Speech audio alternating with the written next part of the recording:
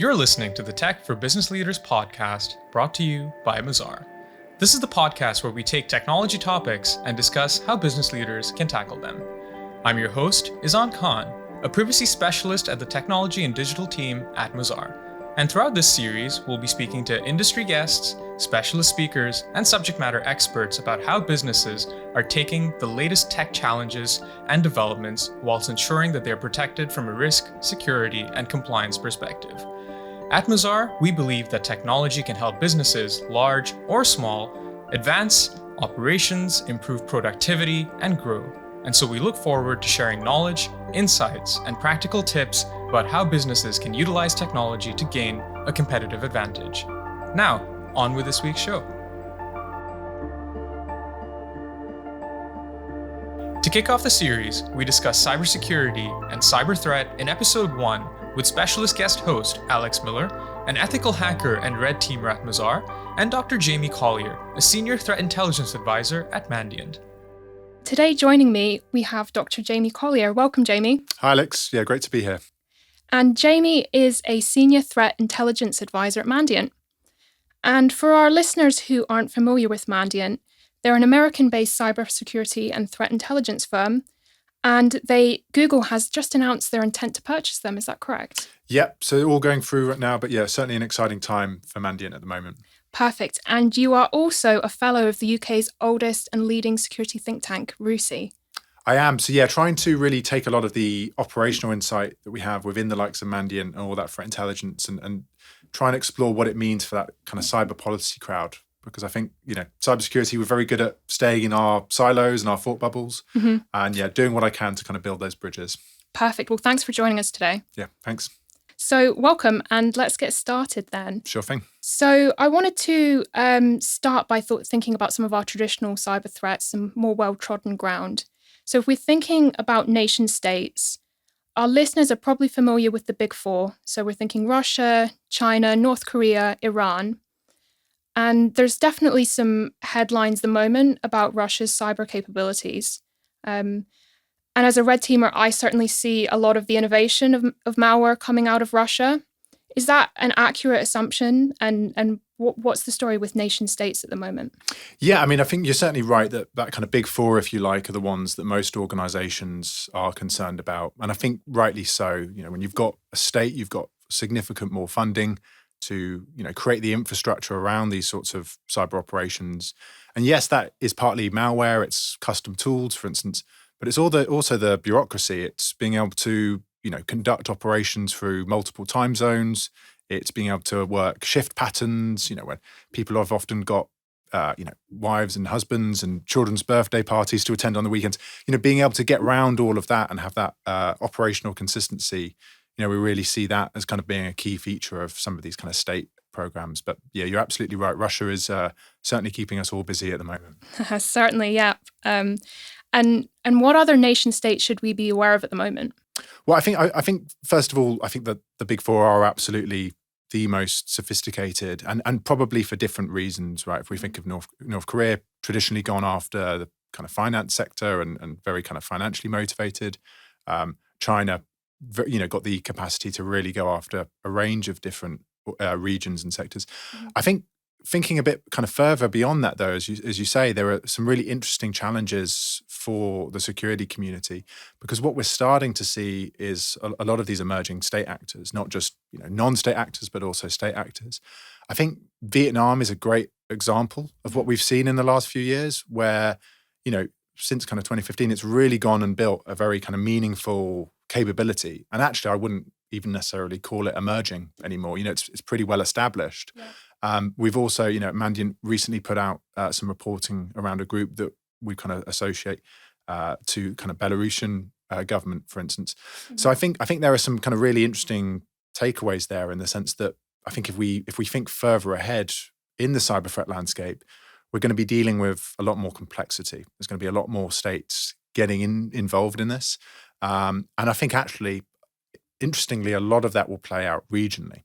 Because if we look at a lot of the states that are investing and building out these cyber operations, they might not necessarily want to target organizations halfway across the globe. They might be more interested, if we take Vietnam, very interested in the Asia Pacific, for instance. So I think that we'll see a lot of this play out regionally as well. And how do you think that will affect global organizations? Will they have to kind of have more tailored threat intelligence for different offices? Yeah, I think so. I think that's a really kind of interesting challenge for organizations. And it's really a twofold challenge, I think, because if you're defending a vast and disparate space, a big multinational, for instance, you've probably got quite different levels of security maturity within your own organization. And even if you've hired well and you've got that capacity internally, you're still working with kind of different levels of government maturity. You're operating in different kind of ecosystems from a defensive point of view, where your partners might look quite different in the UK to maybe elsewhere that's maybe a little bit further behind in the kind of security journey, if you like.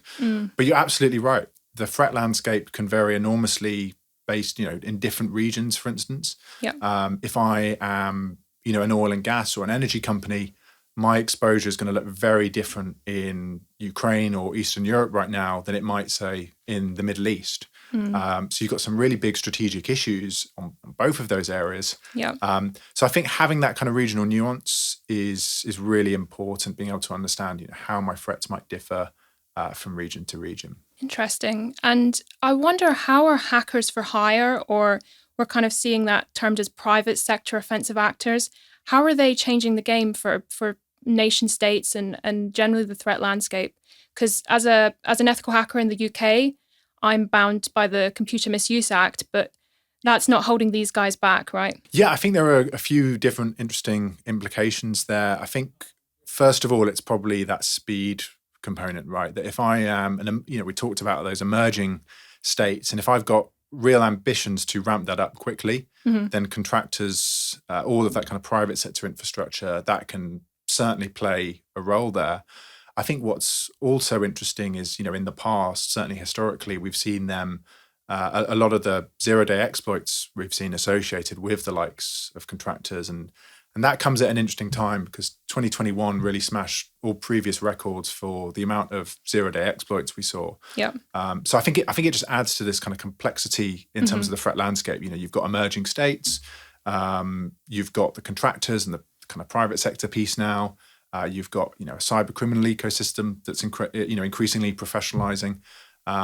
So with that, on the one hand, there's complexity and there is a lot to worry about. But on the other hand, hopefully, if you understand kind of, you've got that understanding of your threat landscape, kind of threat profile, you can also actually eliminate a lot of that in terms of just focusing on what matters and not getting distracted by, what's in the news just because it kind of sounds scary, as it were. Yeah, certainly. But it's definitely true that hackers for hire, quote unquote, are being attracted to e-crime, so kind of financially motivated crime, as much as they are potentially by nation states now. Yeah, absolutely. And I think it's really interesting when we talk about, say, that if we kind of talk about the cyber criminal ecosystem or the e-crime ecosystem, is that we've talked for a long time about that professionalizing. And I think what people assume we mean by professionalizing is one cyber criminal group becoming bigger and bigger and having the kind of the shift patterns and, having that kind of bureaucratic infrastructure surrounding it. But that's not really the case. That's not really what we see. I think in general, when we're talking about the professionalization of the cyber criminal ecosystem, we're really actually talking about a greater variety of different cyber criminal groups that are now collaborating. So it's not one organization that's becoming, really big and conducting all of this themselves. It's one group that's maybe gaining initial access to an organization, selling that on via an initial access broker. Right. There might be another group that moves around in that network. If we're talking about, say, ransomware, it might actually be another group that's, developed that kind of ransomware variant. So it certainly gives our analysts a lot of headaches as people that are interested in attribution and, Yes. figuring out who's behind these operations, because actually we're increasingly talking about, 3, 4, 5 different entities often behind some of these kind of cybercrime operations. Yeah, and I'm going to jump the gun a bit here in a later question, but thinking about SolarWinds, which I will pick up on later, I'm aware it was a huge number of analysts involved in that on the offensive side. Was that an enormous knot to unpick? Yeah, I think it was. I think the thing I would say about that, though, is when we talk about something like supply chain compromise, clearly a huge challenge for executives right now. And we've seen a huge kind of strategic level conversation about supply chain, not necessarily just related to cybersecurity, right? It's a much bigger issue affecting risk kind of management much more broadly. If you look at something like SolarWinds, though, it was, that was essentially detected by, investigating MFA or multi-factor authentication attempts. So I think there is always a tendency to, talk about the complexity, talk about how unique and sophisticated some of these things are. But actually, often it's very ordinary security controls and security practices that lead to these kind of extraordinary discoveries. So hopefully within that, there is that kind of sense that actually a lot of this, it is solvable. We are empowered to actually do something about it, even if that initial attack vector is, potentially quite difficult to detect. Yeah, certainly. And if I throw another threat community into this mix we already have, what about hacktivists, or so-called kind of hacking for activism threat actors? Certainly in the headlines, we're aware of kind of Anonymous, a hacktivist group, which kind of have been... I feel like maybe I'll restart that question. So yeah, if I throw another threat actor into that picture, the hacktivist community, looking at the so-called hacking group Anonymous, they've come out and said that they were responsible for the attack on Russian yachts. How are you seeing the hacktivist community responding to cyber threats, and especially with kind of geopolitical events? It's a really interesting question, Alex, because I think actually around a year ago, I'd get really irritated by the hacktivism kind of piece of it. I almost thought it was the kind of the management consultants that wanted to talk about free things on a PowerPoint slide. So you'd have your kind of your financially motivated actors, your state actors, and then you'd have this kind of ideologically motivated piece. And that was because we kind of hadn't seen too much of a viable threat from that area. But I think you're absolutely right. If we look at what's going on with Russia, Ukraine now, huge amounts of kind of civilian participation in that from a cyber perspective, and, really operations being conducted both ways. We see kind of pro-Russian and pro-Ukrainian groups there. And I think sometimes what they're going to be doing is relatively unsophisticated. If we're being honest, it's website defacements, it's things like denial of service, where you're effectively flooding networks with packet requests, etc. It's not something that gets a lot of kind of technical people particularly concerned. But we've got to look at the impact here. And if you're kind of undermining, say, if you're taking out kind of media infrastructure, then you're potentially that's potentially really significant at a time where that information battle is huge, the battle for perceptions, huge part of any conflict. I think another interesting component is we're starting to see many of these much less sophisticated actors or ideologically motivated groups also start to gain access to operational technology. So those are kind of systems that interact with physical processes. We can kind of think of water treatment facilities or power grids, for instance. And that's not necessarily that these groups have become really sophisticated overnight. It's just actually a lot of manuals and guidebooks on how to exploit common misconfigurations and vulnerabilities are starting to get distributed.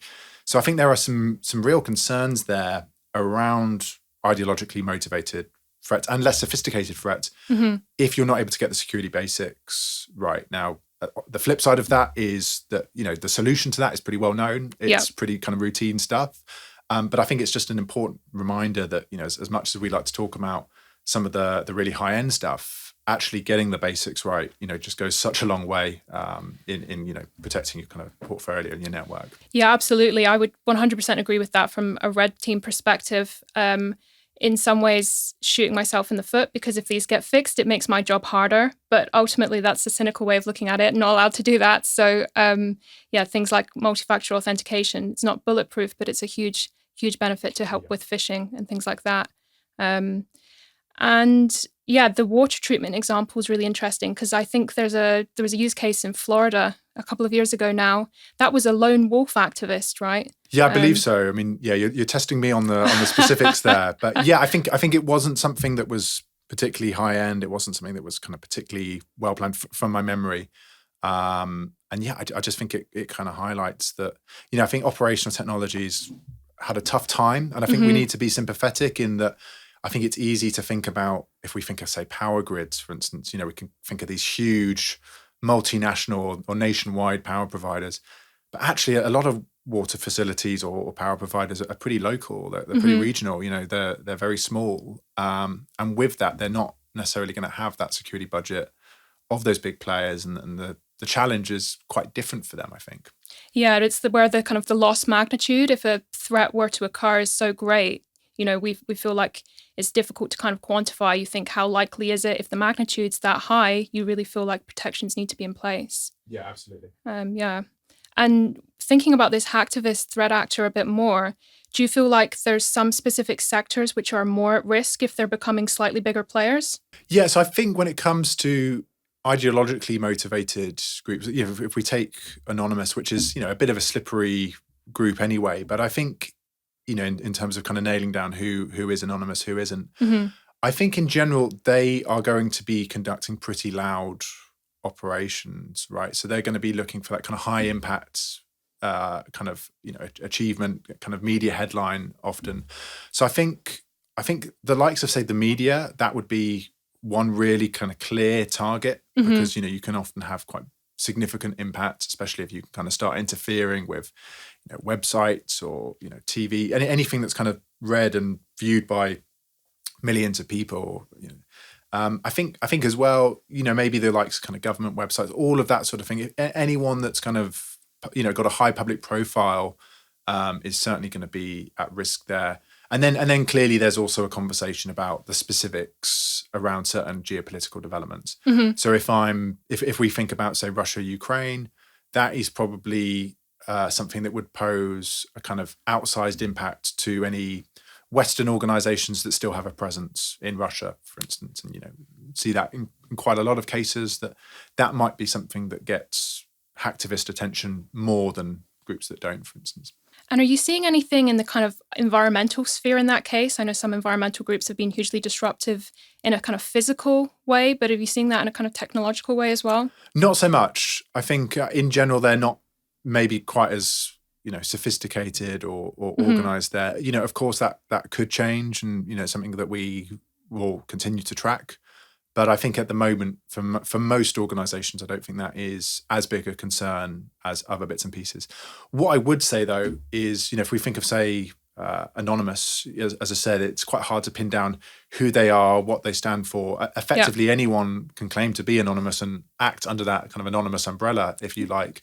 So I think it's certainly the case that we, certainly if we see the kind of the way the world's moving and increasing concern around environmental issues, it would be, very easy to imagine the people that have previously, been supporting Ukraine under that anonymous umbrella, maybe shifting their attention to environmental causes in the future. But I think for now, at least, we can, not be too concerned about that kind of area. Okay, preemptive, but potential then. Okay, wonderful.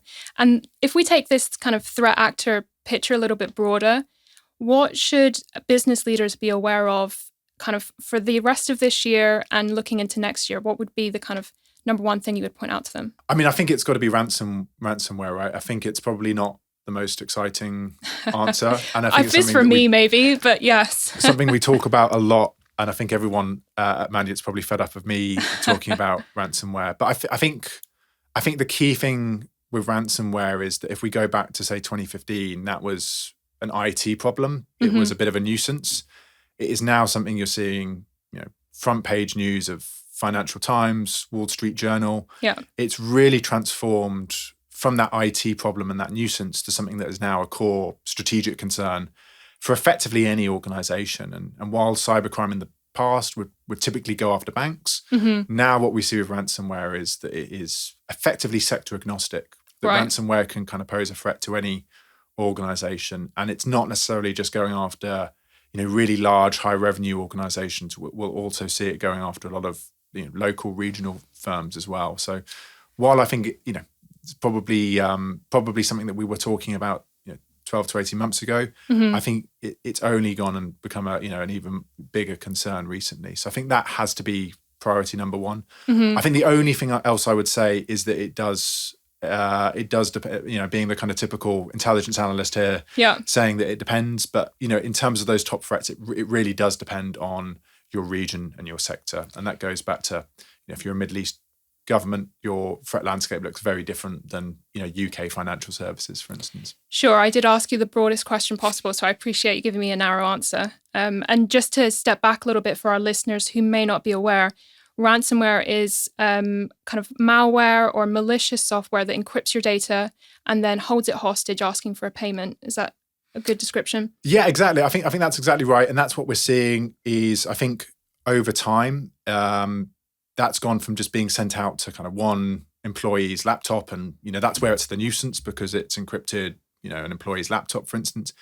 Now, I think what we see is actually those groups moving around within a network, spending a bit more time in those corporate networks, for instance, finding the most sensitive data, the kind of parts of the network that keep the lights on, as it were, and then they're deploying that kind of malware that you mentioned. So that'd be the one thing. But I think the other is actually we increasingly talk about this as multifaceted extortion, where ransomware, the encryptors, that's probably the part that poses the most critical business risk, in the sense that if all your data or your systems are rendered unusable, that's incredibly serious for an organization.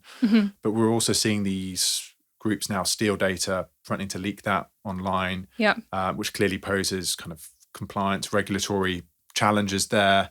We're seeing them contact media organizations, try and drum up press interest.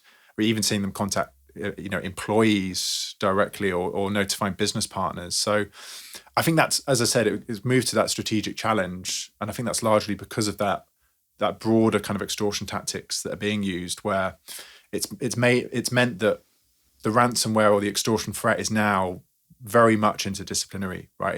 It's not just your technical remediation. It's also, how does your legal team approach data theft and data leakage? Does your kind of communication teams have a PR and a comms strategy? If that is going to the news and media, do we have kind of plans in place to work with our partners if they've been notified, etc.? So it's really now spanning the entire C-suite, I think, as a strategic issue. Yeah, and thinking about the threat of publishing data, what threat actors are we thinking of here? I remember there was some stuff around the US elections when there was some stuff published potentially from some legal firms. Who would be the perpetrators of that? So it would often be the ransomware groups themselves, those deploying ransomware in a network. What you will typically find is there'll be a group that gains access to an organization. As I said, they're moving around, and then it's really up to them to decide how they leverage that access. Some will exclusively steal data and try and threaten to leak that online or do an extortion that way. Others will go down deploying ransomware. What we increasingly see is threat groups that do both.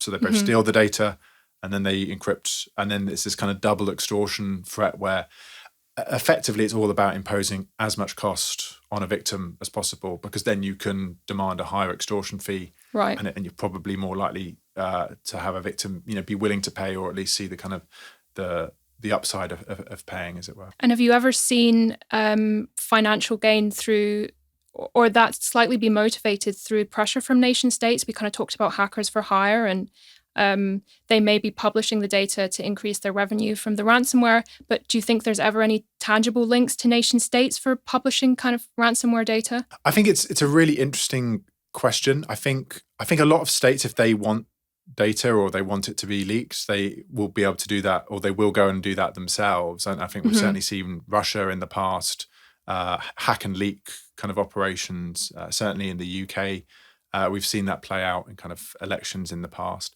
But what I would say is that we've often discussed, and the link between these ransomware groups and states has long been speculated. I think what we've seen more recently, Conti, which is one of these kind of ransomware groups, that were kind of a big leak that came out after they kind of effectively announced their support of Russia during the current crisis. But that leak was very interesting, and it appeared to show some pretty kind of close links between these kind of cyber criminal groups and the kind of Russian FSB. So I think there's certainly some conversations there at the very least, and potentially something more of an active and close relationship. Then I think in the past we'd kind of suspected that might be the case. We're starting to see a bit more of an evidence base around that now. Yeah, and kind of thinking about the ransomware flavor in the Ukraine-Russia situation, am I right in thinking we're seeing kind of ransomware that isn't really ransomware, or it doesn't actually kind of hold the data hostage, it just completely destroys and wipes it, kind of hermetic wipes, one of the big flavors out there right now? Yeah, exactly. So you're absolutely right. So wipers, you're effectively encrypting the data, but without any kind of option to unencrypt or restore systems. I think that is a thing that I think definitely gets that concern at a kind of more strategic level within an organization. If we think of NotPetya, that was one of these really well-known cyber operations or cyber attacks. And that was wiper malware that spread effectively uncontrollably. So it had this kind of this propagation effect to it that meant it impacted organizations all across the world.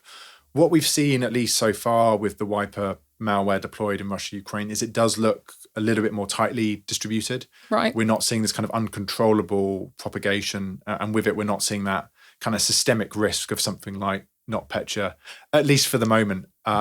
In general, the wiper malware that's been deployed has been deployed kind of only after what we assume the Russian groups have got pretty extensive access into these networks and kind of into the Active Directory and things like that. Am I right in thinking, though, that it's only a matter of time, essentially, before others begin to weaponize these new strains, and potentially then it kind of shifts from being a Ukraine problem to being a more global problem, like WannaCry from NotPetya?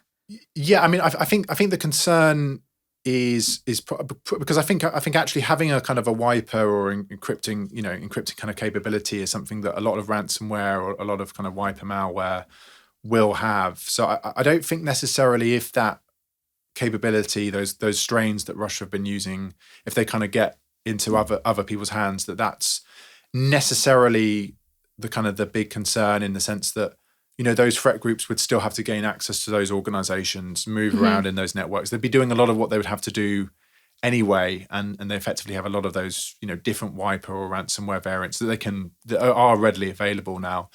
I think maybe the thing that maybe concerns a lot of us is around that possible retaliation. When if I think of the Russia-Ukraine crisis, or, you know, the invasion, I think probably the thing that really few people saw coming was just the sheer level of not only Ukrainian resolve, but also the broader Western resolve. And, you know, I remember there were conversations but before this even happened of, you know, do you think they'll get chucked out of the SWIFT network and things like that? You know, we've seen a real dramatic change there. You know, we've seen kind of German foreign policy, 100 year of kind of German foreign policy, you know, changing very radically. So I think with that, while you'd probably expect Russia in the short term to be very preoccupied in targeting Ukraine, you know, is there going to be that broader retaliation and therefore the deployment of this wiper malware to Western organizations more broadly? And I think that could certainly come in the coming months. Yeah, certainly, because we've definitely seen that kind of hacktivist community, if I'm right in thinking, retaliate against Russia, publishing very recently some information about Russian gas pipelines. So we're already kind of seeing the perhaps preliminary stages of that.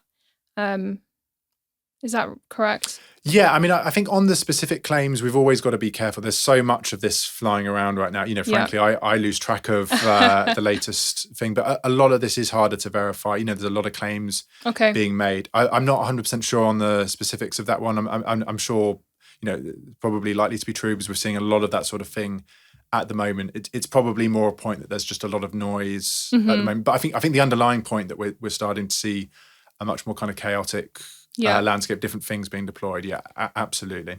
What's the kind of latest trends in DDoS and the motivation there? Yeah, I mean, I think it's a really interesting one, because I think too often we just focus purely on the technical side. And actually, when we think of denial of service, it's effectively a lot of network requests. It's relatively easy to mitigate or, you know, prevent at a technical level. But actually, I think we often miss that broader psychological or geopolitical piece. So if we look relatively recently, there was a campaign against the Ukrainian financial services system where, you know, there was a lot of DDoS. These websites, these banking apps were offline. And that's easy to mitigate, as I said, from a technical side. But what was interesting is that the users of those banks also received text messages saying that their bank was offline or wasn't available. So then they would go and check and realize that they couldn't access their banking infrastructure. Right. So I think the point there is that the intention behind that campaign wasn't to create technical disruption for a bank. It was to create psychological concern amongst the general population. It was to undermine the integrity and confidence in the Ukrainian financial services system. So I think we don't want to discount that broader psychological, the geopolitical context in which we're operating in if we've focused purely on those kind of technical areas and how we remediate them. Perfect. And I kind of want to move on to kind of other types of malware, but actually we're also seeing a rise of malware-less attacks or cyber attacks that actively try not to use malware. This is called living off the land, right? So in red team engagements, we are likely to deploy malware to control the narrative and the attack itself. But actually, if we can avoid the use of malware, potentially we might be more successful as we're not actually leaving any traces behind. There's nothing really to detect. We're just going to use the software existing within the environment. Are these actually credible threats? Is this something you're seeing, this living off the land? Yeah, I think it is. And, I think we're talking about kind of fileless attacks, but also just going after things like PowerShell, these parts of a network that provide huge access or, huge opportunities for threat groups, but, potentially in quite a stealthy way.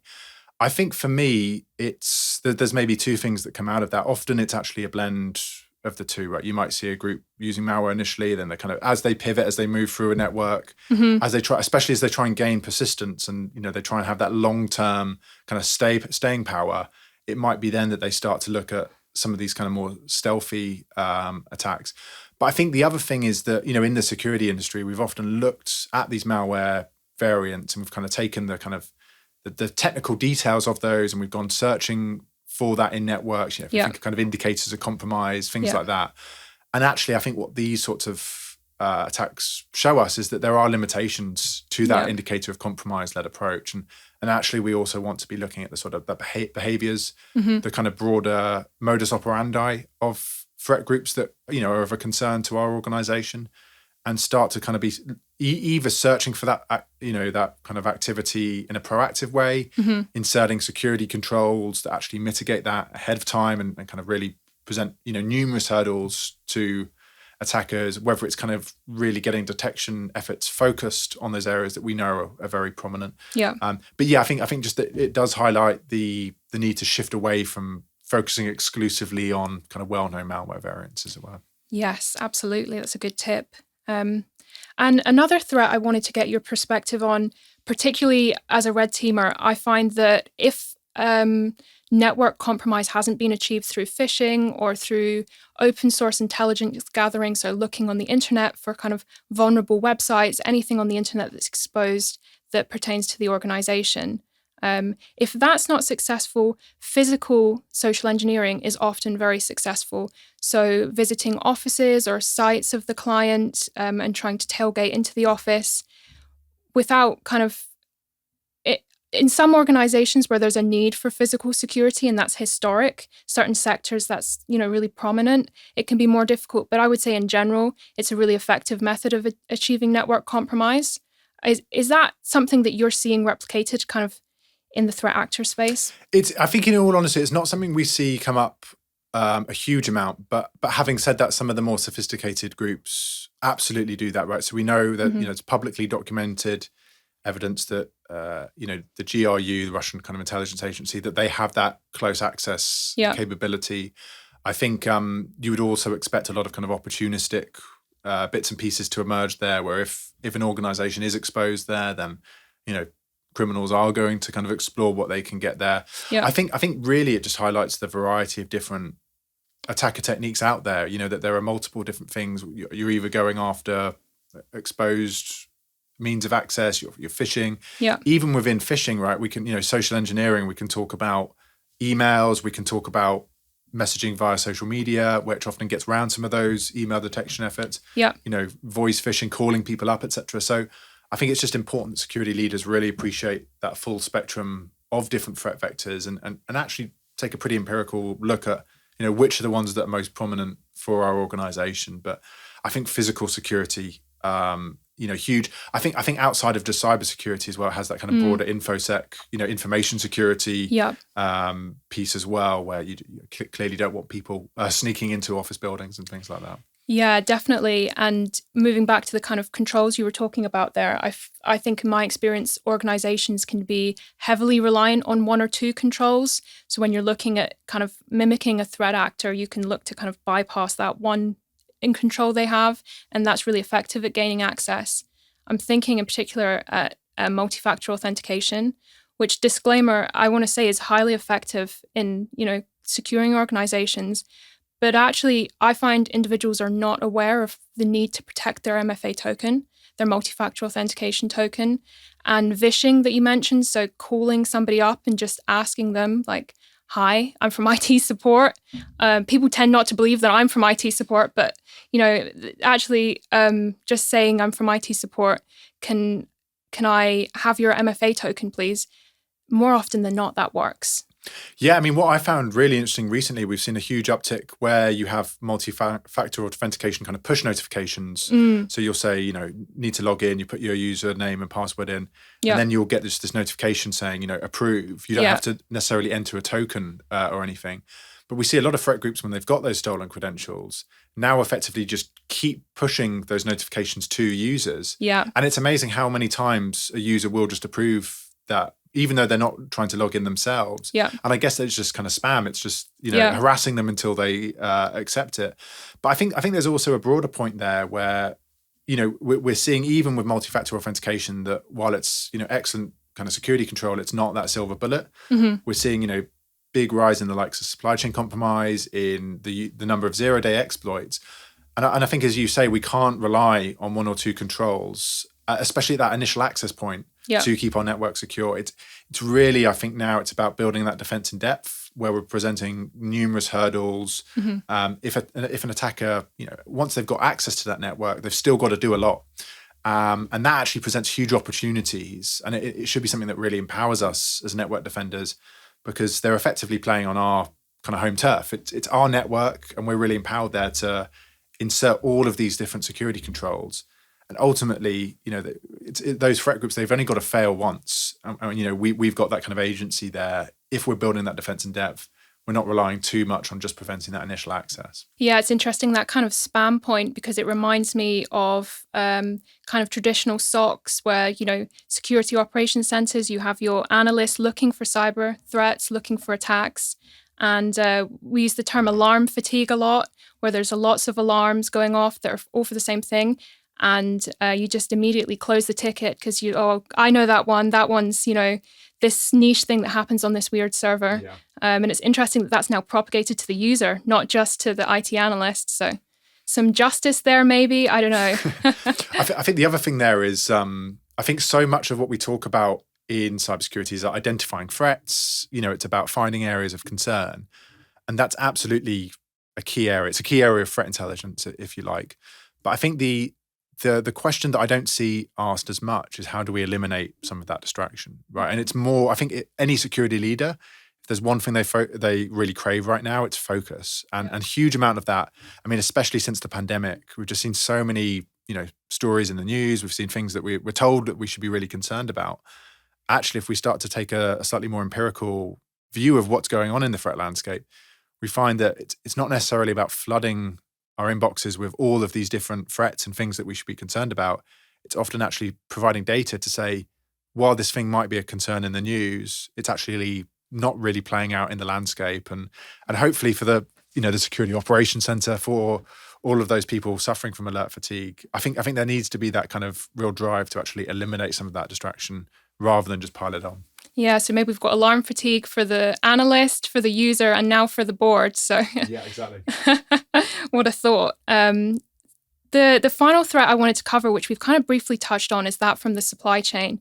And we also briefly touched on SolarWinds, which it's hard to believe was 2 years ago now.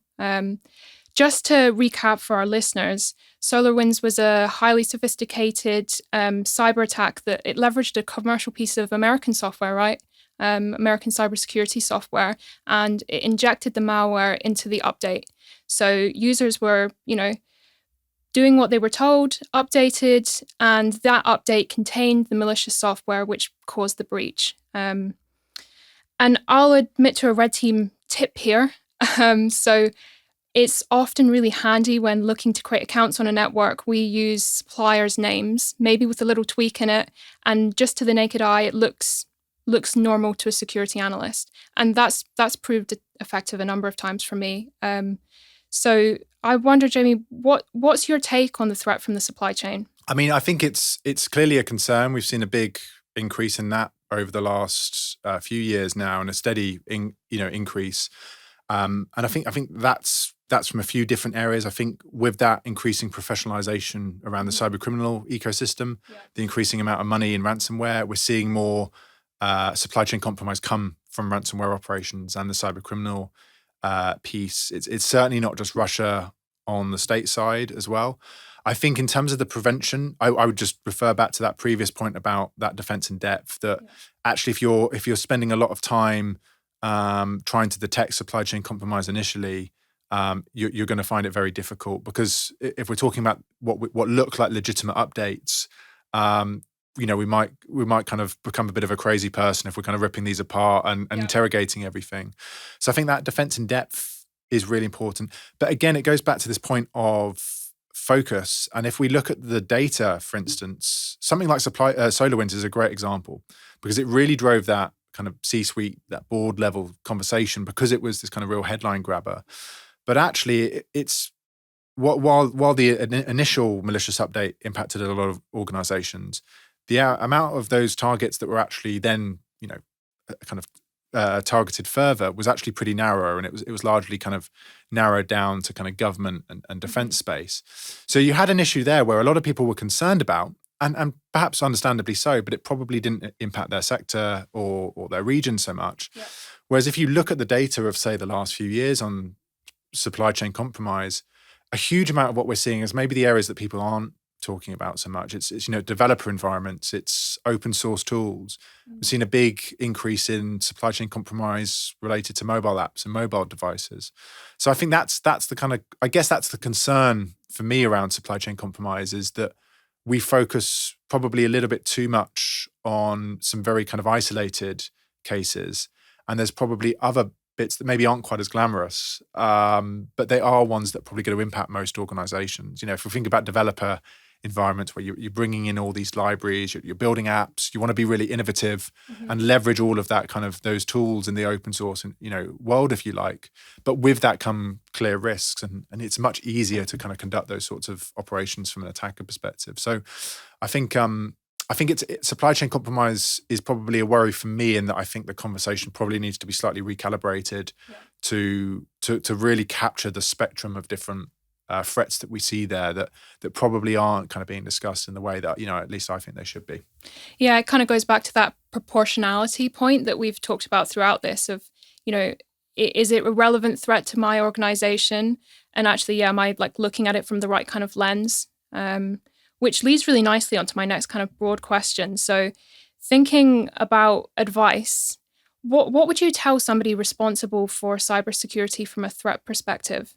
So how should all of this information be integrated into a security function? Yeah, great question. And I think it really depends on the end user and how kind of far along that kind of that threat intelligence journey they are. I think what I would say to anyone that is maybe starting out and they're maybe not quite sure about, why does all of this concern around threats, how do I actually start plugging that in, is to really focus on some of those quick wins. I'm a lazy person, so I very much follow that kind of 80-20 mentality in my life. And actually, if we look at, say, the last year or so, huge amount of different attack techniques are being used. And that can feel really overwhelming, because if I read all of the threat landscape, if I look at all of that, I see all of these different attacks taking place. Where do I get started, right? This is too overwhelming. But what if it was actually a very small number of those attacks that occur time and time again? What if there was 5 or 10 really common attack techniques? And actually, if we focused on those, we inserted security controls, we got detection right around those kind of 5 to 10 areas, then maybe we wipe out a significant amount of our attack exposure. So I think that's the first thing, is that there are huge quick wins. There's huge kind of high leverage that we can kind of benefit from. by focusing on the really common stuff. And I think that's something that, with the threat intelligence industry talking so much about the kind of the latest and greatest, we probably don't talk as much as we should about the really common stuff. So I think that would be number one, is focus on those really kind of quick wins, the most kind of common. Yeah. And, that's something we talk about in a kind of Mandiant M Trends report. We provide data of some of the most common attack techniques. I think then going forward, it's probably then about building that threat profile. So it's about saying, what region am I in? What sector am I in? And then what does the threat landscape look like for me in that area? That starts at a strategic level, understanding the key threats. But then I think we can kind of drive that down. If we understand those key threats, we can drive that down into a slightly more operational network defense, thinking about a really proactive security posture that is looking for these sorts of threats. Maybe some kind of threat hunting, a slightly more kind of advanced intelligence use case, for instance, but really starting to kind of take the fight to the adversaries and, expecting them, anticipating them, and kind of reacting accordingly. Perfect. And then how do we abstract that one layer further? How do we take that to the board? How do we convince the board that they should be interested in cyber threat? I think that's a great question. I think the big hook that I've seen, and the thing that maybe we don't discuss enough in the industry, is that link with cyber risk. And I think actually for a lot of organizations, there's maybe that perception that there's the kind of the cyber risk team, and then there's the threat intelligence team, and do they play nice? Yeah. And it's often cyber risk and risk management. That's really where the conversation with a board or a C-suite is taking place. And threat intelligence, I think at times can seem a bit techie and a bit kind of geeky and focusing on some technical piece. Nothing wrong with that. Yeah, no, I'm definitely one of those people. But I think actually if you look at cyber risk, a huge amount of that is threat, right? And that's a huge part of any kind of risk assessment is understanding the threat. And I think what threat intelligence does is it provides that data, it provides that kind of empirical evidence base, if you like, that really allows you to take that kind of either cyber risk or risk management more broadly, allows you to take that to the next level. And that can be about something like ransomware. It could be about, the cyber risks of entering into China, or the risks around market entry or a merger and acquisition. If we're going to acquire a company in a different sector, how does that change our risk as a company? Well, part of that is how does it impact the cyber risk? And part of that are the threats to that sector. So I think if threat intelligence can speak to those strategic areas, it gets a huge amount more buy-in, but it also makes the whole topic much more accessible. Yeah, I totally agree. And I think cyber risk and risk management is certainly due for improvement in the industry. We do a lot of kind of ordinal scales of multiplying one number by another, right? If you can inject that threat intel to at least how you're choosing those numbers, those ordinal scales, that must make a huge benefit, right? Yeah, I think so. I think it just makes the quality of the decisions you're making a lot higher. And I think that's ultimately what executives are all about. Excellent. Perfect. And then you mentioned quick wins. What can we share with our business leaders today for them to take away? Maybe you suggest a few and I'll suggest a few. Yeah, I mean, I think to be honest, a lot of this is the basics, right? It's, I think NCSC, the UK's government's kind of cybersecurity arm, they've done a great job of putting out the kind of the 10 best security controls, like, real kind of basics. I think a lot of that is where I would start. It's just thinking about things like, security awareness, phishing, multi-factor authentication. Yeah. We discussed how it wasn't perfect, but it goes a long way.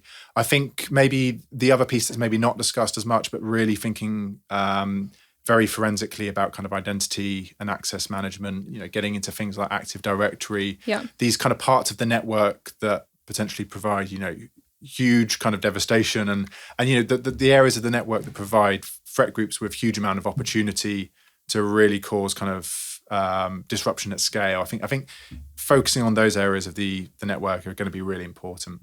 Yeah, definitely. I think privileged access accounts is still rife and a fairly easy one to implement. It's easy for us to say, not the ones having to make the changes. But I would also go back to supplier security that we touched on. Actually, I think a lot of businesses, particularly SMEs, who you said are being more of a target for ransomware type threats, they have kind of sometimes, I'm generalizing, little understanding of who's responsible for their cyber within the business. Is it outsourced? Is that actually documented if it's outsourced that cyber is included in IT? Is incident response covered? I think you can kind of quite quickly unpick quite a few big areas that you can get a lot of bang for buck in supplier security. So that's somewhere I always point people to. Yeah, absolutely. And I think it's making sure that I think the cybersecurity team is in the room when those supplier conversations are taking place, because it's easy to go with the cheapest supplier. And I think having that kind of risk-led approach where you're thinking about, what could that lead to in terms of potential vulnerabilities, that's really important, because, it's such a kind of broad issue that having some kind of policies there can go a long way, I think. Yeah, exactly. If you include it on the onboarding process, maybe you've done some kind of initial piece of work to look at your existing suppliers, but then if you include it on onboarding, you're not going to have that pain moving forward.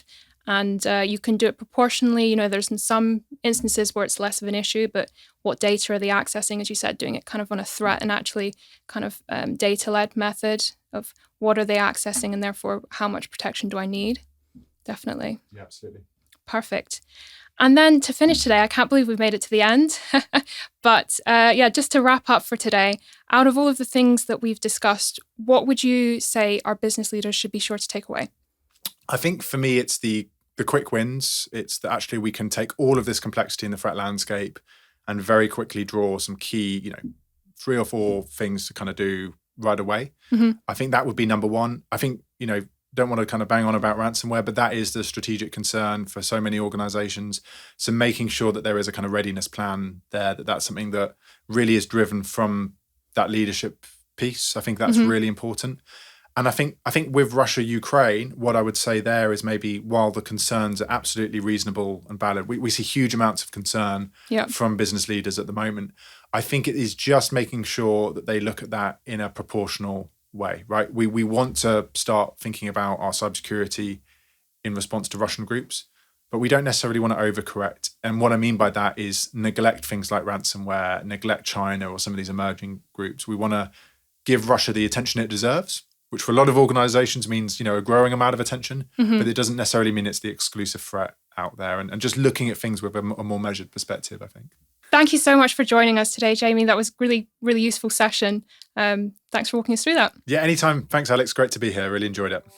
That brings this week's episode of the Tech for Business Leaders podcast with Mazars to a close.